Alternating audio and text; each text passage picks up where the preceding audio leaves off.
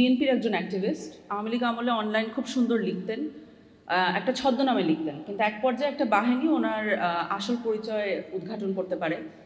উনি সদরঘাটে ছিলেন, একটা লঞ্চে উঠছিলেন, লঞ্চের ভিতরে বসেছিলেন, তখন একজন বাহিনীর একজন এসে ওনার সেই ছদ্মনাম ধরে ওনাকে ডাক দেয়। যেহেতু ছদ্মনাম ধরে ডাক দেয়, উনি একাই এভাবে করে মাথা তোলেন। উনি যখন মাথা তোলেন তখন ওরা আইডেন্টিফাই করতে পারে উনি কে, এবং ওনাকে ওখান থেকে নিয়ে যাওয়া হয়, গুম করা হয়, অত্যাচার করা হয়, অকথ্য অত্যাচার করা হয়।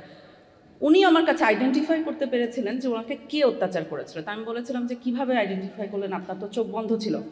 তখন উনি বললেন ওনাকে যখন উল্টা করে পিটানো হচ্ছিল তখন ওনার চোখের যে বাঁধনটা ছিল সেই বাঁধনটা স্লিপ করে, কারণ গ্র্যাভিটি। বাঁধনটা স্লিপ করার সময় উনি নোটিস করেন যে চারপাশে কে কে ছিলেন। পরবর্তীতে উনি মিলান যে ওই সময় যারা ছিলেন তাদের ফেসের সাথে উনি পরবর্তীতে মিলান। ওনাকে কদিন গুম রাখার পরেই ছেড়ে দেওয়া হয়। ছেড়ে দেওয়াটা কিন্তু ছেড়ে দেওয়া না, ছেড়ে দেওয়ার সময় যেটা করা হতো, যেটা আমরা আমাদের রিপোর্টেও দেখিয়েছি, সেটা হলো মিথ্যে মামলা দেওয়া হয়। এক গাদা মিথ্যা মামলা দেওয়া হয়েছিল। সেই মামলাগুলো সবই বিষয়বস্তু একই ছিল, যে তৎকালীন সরকার, তৎকালীন প্রধানমন্ত্রী তাদের বিরুদ্ধে লেখালেখি করেছে। এই জিনিসগুলো হলো গিয়ে হারাম কাজের সমতুল্য, অতএব ওনাকে এখন এটার জন্য দায়ী করা হয়। এই ধরনের মামলাগুলো, এই ধরনের কেসের একটা ইনগ্রেডিয়েন্ট, এটা হলো যেটাকে বলি আমরা ক্রাইমের যে সিগনেচার আছে, এটা হলো সেই ক্রাইমের সিগনেচার। আমরা আমাদের রিপোর্টে weaponization of the criminal justice system নিয়ে কথা বলেছি। সেটা হলো যে মিথ্যে মামলা দেওয়া হবে, তারপরে মিথ্যে মামলার হয়রানি চলবে অনেক বছর।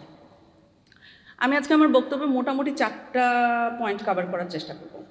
একটা হলো যে বর্তমানে যেটা হচ্ছে ইন টার্মস অফ যেভাবে করে কথা বলার জন্য ধরা হচ্ছে, অনেক ঘটনা যে ঘটছে তা না, কিন্তু যে কয়টা ঘটনা ঘটছে এগুলো একটি প্যাটার্ন ইন্ডিকেট করে। এক।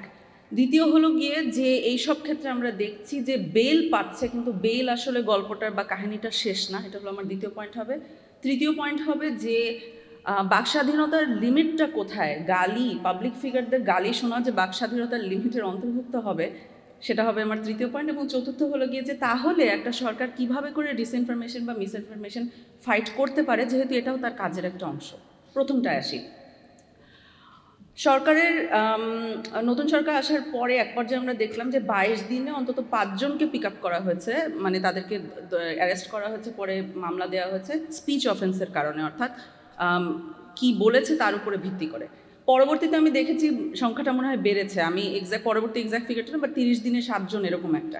এবং যেটা লক্ষণীয় সেটা হলো যে কোনো এক জায়গায় হচ্ছে না, অর্থাৎ ঢাকা, ঠাকুরগাঁও, ভোলা, ময়মনসিংহ বিস্তৃত এলাকায় হচ্ছে, অনেকগুলো জেলায় হচ্ছে। এক। দ্বিতীয়ত হলো গিয়ে এনারা এক একজন কোনো বড় কেউ না, মানে একজন পলিটিশিয়ানকে ধরলো বা একজন সাংবাদিককে ধরলো, ব্যাপারটা ওরকমের না।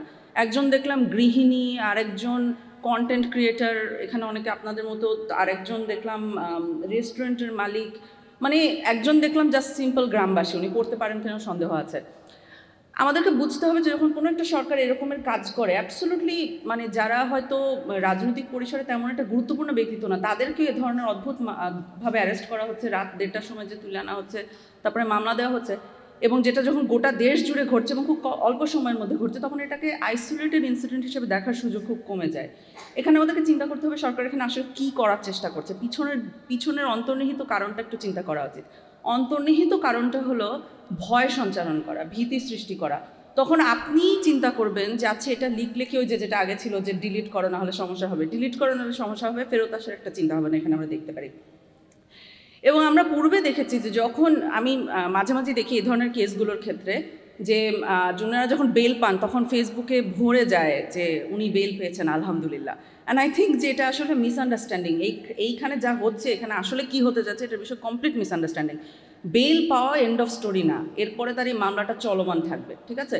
তাকে ট্রান্সপোর্ট কস্ট দিতে হবে, যাতায়াত খরচ দিতে হবে। এনারা কিন্তু একদম গ্রামের মানুষ, ওনারা কিন্তু এই খরচ দেওয়ার জন্য প্রস্তুত না। তাকে আইনজীবী একজনকে হায়ার করতে হবে, সে আইনজীবীকে খরচ দিতে হবে, তার বারবার করে ম্যাজিস্ট্রেটের সামনে হাজিরা দিতে হবে। সেই হাজিরা দেওয়ার জন্য আমরা গুম কমিশনে কেস ডিল করতাম, যেখানে ছাত্রদেরকে এরকম তুলে নিয়ে গিয়েছিল, পরে মানে মাসে 4টা করে হাজিরা দিত, সে কিন্তু ক্লাসই করতে পারতো না, মানে এবং হাজিরাগুলো থাকে বিস্তৃত অঞ্চল ধরে, তাকে হয় ঢাকায়, তারপরে নারায়ণগঞ্জ, তারপরে যে চিটাগাঙ্গে, 3 জায়গায় 3টা কেস দিয়ে রয়েছে, সে এখান থেকে ওখানে যেতে যেতেই সে ফতুর হয়ে যাচ্ছে। এটা হলো একটা প্যাটার্নের অংশ, এটা হলো যেভাবে করে ক্রাইমটা করা হচ্ছে, যেভাবে করে মানুষের মধ্যে ভীতি সঞ্চারণ করা হচ্ছে। সো বেল হয়ে গেল আলহামদুলিল্লাহ, ব্যাপারটা আসলে একদমই স্টোরিটা সেটা না। বেল হলো start of the story, not the end of the story. এটা হলো আমার দ্বিতীয় পয়েন্ট যেটা বলতে চাচ্ছিলাম। তৃতীয় পয়েন্ট হলো যে সেক্ষেত্রে সরকার আসলে এটা মানে সরকারের ভিতরে যে দুশ্চিন্তাটা থাকে, বা যে কোনো সরকার, এটা শুধু আসলে বর্তমান সরকারের ক্ষেত্রে না, সবসময় যেটা থাকে সেটা হলো যে কতটুক বলবে মানুষ, কতটুক বলবে, কতটুক তাকে সহ্য করতে হবে। কাজে অনেক সময় এটা সত্যি কথা, এটা একদমই সত্যি কথা যে অনলাইন স্পেশালি মানুষ অরুচিকর কথা বলে। অনলাইন কেন, আসলে চায়ের দোকানের টঙেও বলা হয়, কিন্তু অনলাইনে ওটা একটা লিপিবদ্ধ রয়ে যায়। অরুচিকর অসুন্দর কথাবার্তা অবশ্যই বলা হয়, কিন্তু পাবলিক ফিগারদের অরুচিকর অসুন্দর কথা অ্যাবজর্ব করার ক্ষমতাটা নর্মাল মানুষের থেকে বেশি থাকতে হবে। মোস্টলি বিকজ এটা আসলে ওনাদেরকে টাচ করে না। সেদিন আমার এক বিদেশি বন্ধু আমার সাথে যোগাযোগ করলো, বললো যে শুনলাম যে তুমি নাকি সিআইএ জয়েন করেছো। আমি বলছি আমিও তো জানি না এটা। পরে দেখলাম গুগল করলে কে জানি কি লিখে রেখেছে, এরকম কথাই আসে। এখন আমি কি এটা তেলে বেগুনে জ্বলে উঠবো? কোনো লাভ আছে জ্বলে ওঠে? It is part of the job, you accept it, you move on. এটা সবার ক্ষেত্রেই সত্যি, এবং এটা খুব একটা বেশি যে কষ্ট হয় ব্যাপারটা তাও না, যে কে কী বললো শুনলাম না, ইগনোর করাটার মধ্যে খুব একটা অসুবিধা নেই। কারণ ইগনোর না করলে আমাদের সামনে যেটা আসছে সেটা হলো এই যে এখন যেটা হচ্ছে যে ভীতি সঞ্চারণ হচ্ছে, বা আওয়ামী লীগ আমলে যেটা প্রকটভাবে হয়েছিল, যে ভীতির সঞ্চারণটা একদম একদম ওয়েপেনাইজড ফর্মে চলে এসেছিল। কিন্তু এর মধ্যে একটা কথা রয়ে যায়, সেটা হলো যে মিসইনফরমেশন তাহলে কেমন করে ট্যাকেল করা হবে। এখানে আমি যদি কেউ আমার ফেসবুক পড়েন, জানেন যে আমি আমার নানির সম্পর্কে মাঝে মাঝে কথা বলে, আমি আমার নানিকে এখানে নিয়ে আসতে চাই। নানি প্রতি রাতে ইউটিউব দেখে, হ্যাঁ এটা আমরা বুঝতে পারি, কারণ রুমের বাইরে থেকে আওয়াজ শোনা যায়। তার কারণ হলো নানি ভলিউম কন্ট্রোল করতে পারে না ইউটিউবের, সো ওটা যা থাকে ওইভাবেই চলতে থাকে। দ্বিতীয় আরেকটা জিনিস কন্ট্রোল করতে পারে না, সেটা হলো ইউটিউবে একটা ভিডিও থেকে আরেকটা ভিডিওতে যাওয়া কন্ট্রোল করতে পারে না। অ্যালগোরিদম নানিকে যা দেয় ওটাই নানি দেখতে বাধ্য, উইচ মিনস নানি অলমোস্ট যা সামনে আসে সেটাই দেখে। সো একটা স্পিচ যদি দেখো, ওইটা বারবার করে দেখতে থাকে, কারণ ওটা বারবার করে আসতে থাকে ভিন্ন ভিন্ন অ্যাঙ্গেলে। ইভেন সেই নানিকে আমি দেখেছি বলতে এক সময় যে ইউটিউবে যা দেয় ওগুলো মনে হয় সব সত্যি না, তাই না না বললাম, মনে হয় কিছু মিথ্যা টিথ্যা আছে ওটার ভিতরে।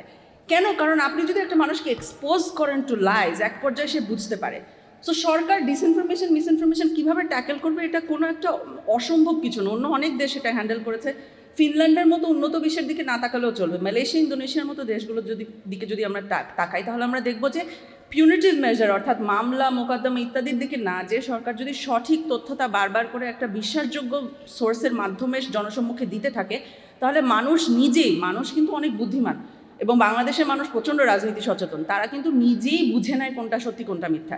কিন্তু যদি সেটা না হয়, যদি এই ধরনের একটা যে পোস্ট ডিলিট করার সমস্যা হবে কালচারটা রয়ে যায়, তখন কিন্তু বিদেশে বসে থাকা অপতথ্য প্রচারকারীরা অনেক ধরনের অপতথ্য ছড়াতে পারবে, এবং মানুষ সেটা সত্য মিথ্যে পার্থক্য করতে পারবে না, কারণ সে আসলে তার সামনে কোনো ধরনের মানদণ্ড নেই। এই জিনিসটা আমাদের মাথায় রাখা উচিত। গতকালকে দেখলাম প্রধানমন্ত্রী বলছেন যে খুব ভালো কথা বলেছেন, উনি বলেছেন যে পুলিশ সামনে কথা বলার জন্য আর পিক আপ করবে না। যদি এটা সত্যি বাস্তবায়ন হয় তাহলে আমরা খুবই খুশি হব, কারণ আমি যে প্রথম ভিকটিমটার কথা বলেছিলাম, তিনি কিন্তু বিএনপিরই ভিকটিম ছিলেন। প্রথম যে আওয়ামী লীগ আমলে যে যার উপরে অকথ্য অত্যাচার চালানো হয়েছিল, এবং তার অনেক বন্ধু যারা বিএনপি অ্যাক্টিভিস্ট ছিলেন তাদের উপরে চালানো হয়েছিল। অর্থাৎ বর্তমানে সরকার দলে যারা আছেন তাদের কিন্তু ব্যক্তিগত অভিজ্ঞতা আছে এই সিস্টেমটা কীভাবে কাজ করে। তারা জানে যে এই সিস্টেমটা এক, কোনো কাজেই আসে না, দুই, এটা জাস্ট সিম্পলি একটা নিপীড়নের হাতিয়ার হিসেবে কাজ করে, যেটা কোনো ফলপ্রসূও হয় না। সো আমি আমার বক্তব্য এখানে শেষ করব। ব্রিফলি রিক্যাপিং যে 4টা পয়েন্ট আমি মেনশন করতে চাচ্ছিলাম, একটা হলো গিয়ে যে এই মুহূর্তে যে বিভিন্ন জায়গায় পিক আপ করা হচ্ছে, সেই জিনিসটা কোনো আইসোলেটেড ইনসিডেন্ট হিসেবে দেখার সুযোগ নেই, এটা একটি প্যাটার্নের অংশ।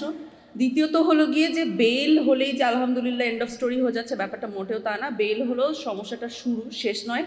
তৃতীয়ত হলো গিয়ে যে আমরা যেটা শুনতে চাচ্ছি না, বা সরকার যেটা শুনতে চাচ্ছে না, সেটা সেটা সেটা অংশ, সেটা অনেক সময় অর্থাৎ অনেক সময় গালিও ফ্রি স্পিচের অংশ, বাক স্বাধীনতার অংশ, এটা মাথায় রাখা। এবং চতুর্থ হলো কি যে মিসইনফরমেশন ফাইট করা জরুরি, কিন্তু সেটার স্বতঃসিদ্ধ পথ আছে, এভাবে করে মামলা মোকদ্দমা করে সেটা আসলে ফাইট করা সম্ভব না। ধন্যবাদ।